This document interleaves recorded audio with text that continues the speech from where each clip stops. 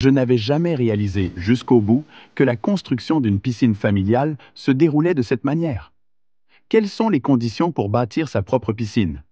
Tout d'abord, il faut disposer d'un vaste jardin. Puis, une équipe de professionnels spécialisés dans la construction de piscines peut offrir des solutions de haute qualité tout en assurant une exécution efficace des travaux.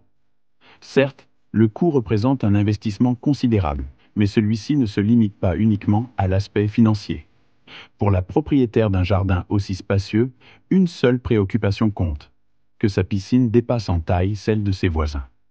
Dès qu'elle a constaté l'ampleur du bassin creusé, elle savait qu'elle avait déjà gagné. J'avais déjà l'avantage. Le reste des aspects techniques a été confié aux experts. L'équipe a alors utilisé des barres d'acier pour poser les fondations. Pourquoi ces barres? Elles servent principalement à supporter les forces de traction. Le béton coulé sur ces armatures est ensuite soumis à la pression de l'eau. La combinaison béton-acier permet de résister à la fois à la compression et à la tension, assurant ainsi la solidité nécessaire pour contenir l'eau. Il a également fallu enterrer des tuyaux destinés à assurer la circulation de l'eau et à activer certaines fonctions récréatives. Une fois les barres d'acier et les conduits en place, le béton a pu être coulé. Après le coulage et la prise du béton, les fondations de la piscine étaient achevées.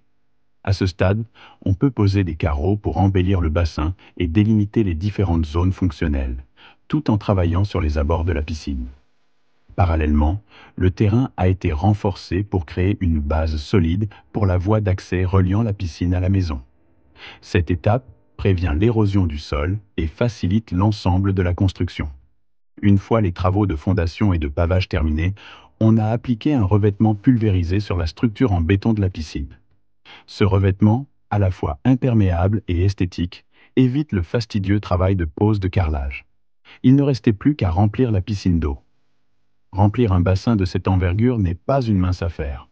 Ceux qui excellent en comptabilité le calculeraient. Il faut plusieurs jours, du lever au coucher du soleil, pour stocker toute cette eau. Quelques nuits plus tard, alors que l'auvent de l'air de détente venait d'être terminé, une inondation a frappé la zone, gaspillant l'eau accumulée. Si l'inondation était survenue plus tôt, de nombreuses factures d'eau auraient pu être évitées. Heureusement, l'équipe disposait d'un aspirateur sous-marin professionnel qui a permis de nettoyer l'eau rapidement, achevant ainsi la piscine. N'est-ce pas magnifique? Si vous possédez vous aussi un jardin, même modeste, envisagez d'en creuser un. Dès l'été prochain, vous pourrez profiter de ce nouvel espace pour vous rafraîchir en nageant.